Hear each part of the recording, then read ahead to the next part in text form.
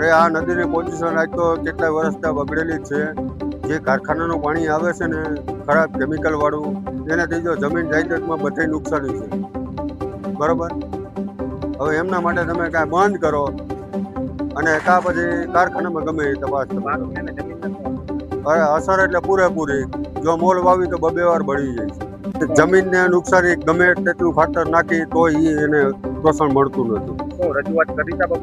રસુઆત તો ચાલુ જ છે. આપણે કાર્યવાહી આપણે જેતપુરે થઈ હતી બેઠક, છતાંય આ લોકો કાંઈ ધ્યાન દેતા નથી. વરસાદ થાય એટલે જો આ બરબારો પાણી છોડી દે છે, કેમિકલ વાળું સ્ટોક કરીને ત્યાં રાખી દે છે. એ અમને ખબર છે.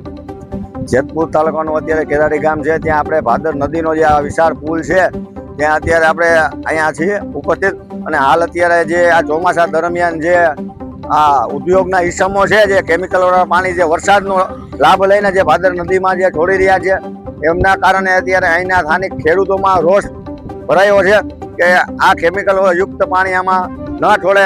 અને જીપીસીબી વારંવાર સેમ્પલ લઈને સંતોષ માની લેતી હોય એવું નજરે લાગે છે. અને લોકોની પણ માંગ એવી છે કે આ વર્ષોથી આ ચાલી રહ્યું છે, આ કોઈ આનું બંધ થાય એવી સરકાર પાસે માંગ કરી રહ્યા છે. Vimal Ramani, KTV news.